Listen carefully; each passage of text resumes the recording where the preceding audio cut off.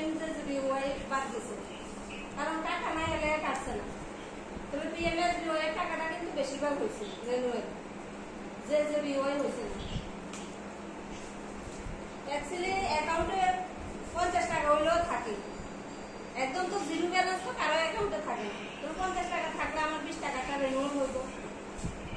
তার লাগে সবাই 20 টাকাটা বেশিরভাগ করতে চায়, কারণ সবাই তো আর ইনকাম নাই যে তারা বছরে 500 টাকা জমা দিব। অনেকে হাজবেন্ডের কাছে চাইলে টাকা তারা দিতে চায় না।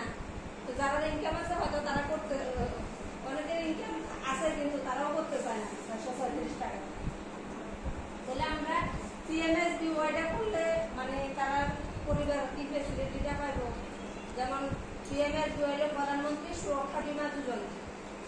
তো আমরা দিদিরা কইতে লাগবো যে 20 টাকাটা করলে ফেসিলিটিটা হইব, যেমন অ্যাক্সিডেন্ট হয়ে মারা গেলে তারা পরিবার 2 লক্ষ টাকা পাইব। আবার এটার মধ্যে ধরেন অ্যাক্সিডেন্ট হয়ে একটা অঙ্গ গেছে গা, তাহলে মানে 50% পাইব আর কি, অর্ধেক 20 টাকাটা। অ্যাক্সিডেন্ট হয়ে যদি এক অঙ্গ চলে যায়, চলাফেরা করতে না পারে, তাহলে 1 লক্ষ টাকা পাইব। আর যদি অ্যাক্সিডেন্ট হয়ে মারা যায় তাহলে 2 লক্ষ টাকা পাইব। সেটা তো যেমন আমি ইন্স্যুরেন্স করছি, এটার সুবিধা কিন্তু আমি পাইলাম, আমার পরিবার পাইছে। আমি আমি যে কাজ করতে আসছি, কিলের কাজ করতে আসছি ভবিষ্যতের লাগে, আমার পরিবারের লাগে। যারা কাজ করে তারা কি সব ভোগ করে যেতে পারে? সবকিছু তো তাদের পরিবারের লাগে। দিদিরা এই জিনিসটা বুঝাইতে লাগবো, কারণ আমি যদি 10 টাকা কামাই করি, আমি দিন 10 টাকা কিন্তু খরচ করি না। আমি 10 টাকা কামাই করলে 5 টাকা আমি কেমনে রাখুন চিন্তা করি। সবাই এই 5 টাকাটা রাখি কি লেগে রাখি, আমার ভবিষ্যৎ কত লাগে। অনেক দিদি কিন্তু এই জিনিসটা বুঝতে চায় না। আমরা মরে গেলে পরিবার টাকা দিয়ে দিতে হবে, কিন্তু আরে আমার পরিবারটা তো বাঁচবে। তাহলে 20 টাকাটা করলে যে কোনো অ্যাক্সিডেন্টে মারা গেলে 2 লক্ষ টাকা পাইব পরিবার, আর এক অঙ্গ জায়গা 1 লক্ষ টাকা পাইব।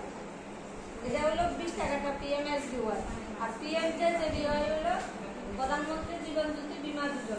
প্রধানমন্ত্রী জীবন জ্যোতি বীমা যোজনার ক্ষেত্রে হলো 436 টাকা করে কাটে।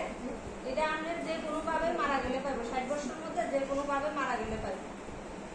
আর আমরা পিএমএসবিওয়াইটা 18 বছর থেকে 70 বছর যারা বয়স আছে, পিএমজেজেবিওয়াই এটাও 2 লক্ষ টাকার। তাহলে পিএমএসবিওয়াই যেটা, এটা যারা 18 বছর থেকে 70 বছর অবধি বয়স আছে তারা এটা সবাই করতে পারবে। আর পিএমজেজেবিওয়াই 18 বছর থেকে 50 বছর যারা বয়স আছে তারাই করতে পারবে। 50 বছর উপর হয়ে গেলে পিএমজেজেবিওয়াই করতে পারবে।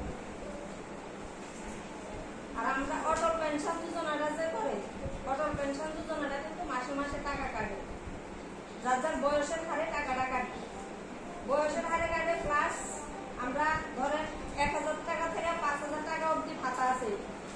আমি যদি 1000 টাকা নিতে চাই তাহলে আমার 1 রকম টাকা কাটবো, 5000 টাকা নিতে চাইলে আরেক রকম টাকা কাটবো, এইভাবে কাটে আর কি। আর অটল পেনশন যোজনার মধ্যে বেশি প্রেশার করে না দিলে, কারণ সবাই পারে না এটা করতে, কারণ এটা মাসে মাসে টাকা কাটে। আমরা 436 টাকাটা করতে চাইলে কেউ করতে চায় না, আর মাসে মাসে যেটা টাকা কাটবে এটা করবোই। হয়তো যারা পারে তারা করে।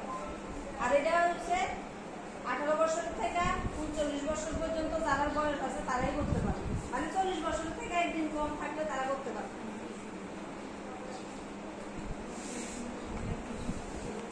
আর কিছু করতে লাগবো, যদি আর কিছু বুঝানো বাকি আছে।